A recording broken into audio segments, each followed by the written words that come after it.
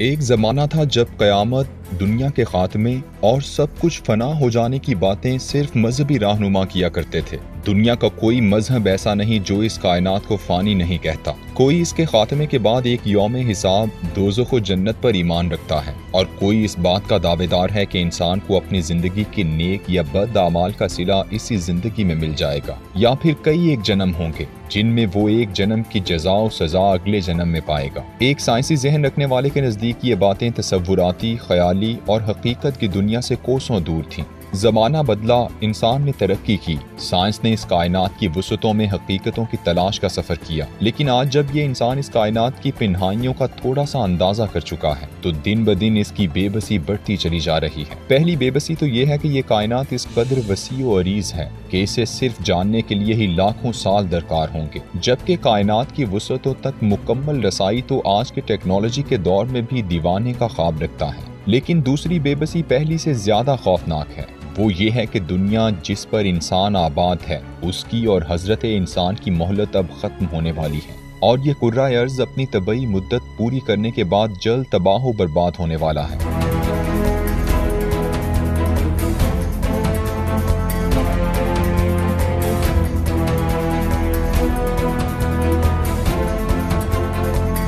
اور وقت بہت کم رہ گیا ہے۔ اسرائیلی ماہر طبیعیات ابراہم آویلوب، جو اس وقت نہ صرف امریکہ بلکہ پوری دنیا میں فزکس، فلکیاتی فزکس اور فلسفہ انتظام فلکیات کا ماہر پروفیسر ہے اور ان معاملات میں ایک اتھارٹی کا درجہ رکھتا ہے، اس سے گزشتہ دنوں ہارورڈ الومنائی کے ایک لیکچر میں سوال کیا گیا کہ ہمارے پاس کس قدر مہلت باقی ہے، تو اس نے جواب دیا کہ ہم اس ٹیکنالوجی کے عہد کے بڑھاپے تک آ پہنچے ہیں اور لگتا یوں ہے کہ ہم مزید ایک صدی زندہ رہ سکیں گے۔ جبکہ اگر آپ زیادہ سے زیادہ خوش فہمی کا شکار ہونا چاہتے ہیں تو اس مشہور صحافی رچرڈ گورٹ کی اس پیشگوئی پر یقین کر لیں، جس کے مطابق ہم چند صدیاں اور زندگی گزار سکیں گے۔ یہ ہے جدید فزکس کا سب سے بڑا سوال۔ سائنس اس نتیجے پر پہنچ چکی ہے کہ اللہ نے انسان، جانور، درخت، پتھر، غرض جو کچھ بھی تخلیق کیا ہے، ان سب کے خلیوں کا مطالعہ کرنے کے بعد یہ معلوم ہوا ہے کہ ہر چیز کی اپنی ایک طبعی عمر ہے جس کے بعد وہ بھی فنا ہو جائے گی۔ مثلا انسان اوسطاً 100 سال زندہ رہتا ہے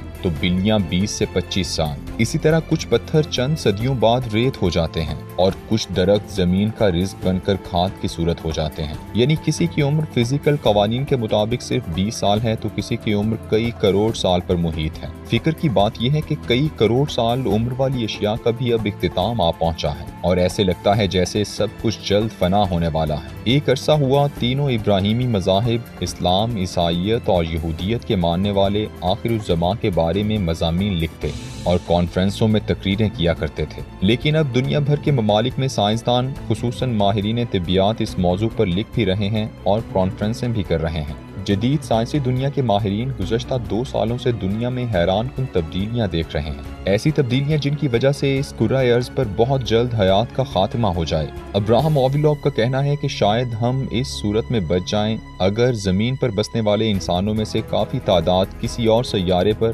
مثلاً مریخ وغیرہ پر منتقل ہو جائے۔ ہم نے تمام انڈے ایک ہی ٹوکری میں رکھے ہوئے ہیں اور قریب ہے کہ یہ ٹوکری کسی سیارے کی ٹھوکر لگنے سے ٹوٹ جائے۔ ہماری دنیا کے مسائل بہت بڑے بڑے اور لا ینحل ہوتے جا رہے ہیں۔ گاڑیوں کی ایجاد سے پہلے ہم سوچا کرتے تھے کہ ٹانگوں اور گدا گاڑیوں کا گوبر کہاں پھینکیں، یا موبائل فون سے پہلے ہماری توانائیاں ٹیلی فون لائن بچھانے پر لگی ہوئی تھیں۔ یہ معمولی سی باتیں تھیں، لیکن آج ہم خوفناک مسائل کا سامنا کر رہے ہیں، جیسے دنیا کو تباہی سے بچانے کے لیے ماحول کی تبدیلی کو بدلنے کے چیلنج سے نبرد آزما ہے۔ چاہتے ہیں کہ کوئی بہتر ویکسین دریافت ہو جائے اور ہم موت کی آغوش میں جانے سے بچ جائیں، اور پھر ہماری خوراک اور توانائی کی ضروریات آئندہ سالوں میں کیسے اور کہاں سے پوری ہوں گی۔ گزشتہ مسائل تو انسانی دسترس میں تھے، لیکن موجودہ مسائل تو ایسے ہیں کہ دور دور تک ان کا کوئی حل نظر نہیں آ رہا۔ ہماری انسانی تہذیب و تمدن کی تباہی کو رسول اکرم صلی اللہ علیہ وآلہ وسلم نے ایک بہت بڑی عالمی جنگ سے منسلک فرمایا تھا، جسے ملحمۃ الکبریٰ کہا جاتا ہے۔ عیسائی اور یہودی اسے ارمیگڈون کہتے ہیں۔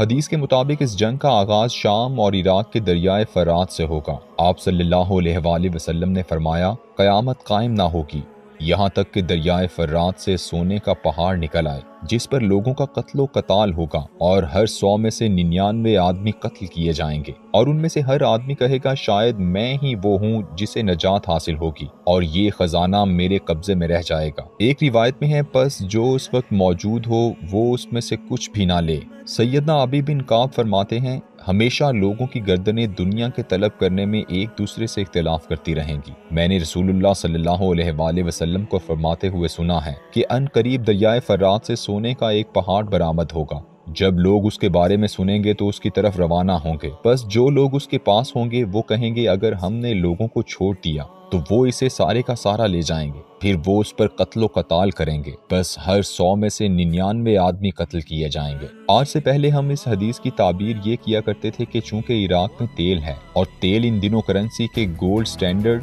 یعنی سونے کا نیم البدل ہے، اسی لیے یہی دراصل سونے کا پہاڑ ہے جس پر آخری بڑی لڑائی ہوگی۔ عراق کی 2 جنگوں نے بھی اس سمت اشارے دیے تھے، لیکن یوں لگتا ہے کہ اب رسول اکرم صلی اللہ علیہ وآلہ وسلم کی پیش گوئی حرف بحرف ثابت ہونے والی ہے۔ دریائے فرات جو کہ ترکی سے شام اور پھر عراق سے گزرتا ہے وہ اب تقریباً خشک ہو چکا ہے اور اس کے ارد گرد کی آبادیاں ہجرت کر رہی ہیں، جبکہ ترکی کے علاقے سے فرات کے خشک ہونے کے بعد وہاں ایک سونے کا پہاڑ نکلا ہے جو 99 ٹن سونے پر مشتمل ہے، جس کی مالیت $16 ارب سے زیادہ ہے۔ یہ صرف ایک چھوٹے سے حصے سے نکلنے والا سونے کا پہاڑ ہے۔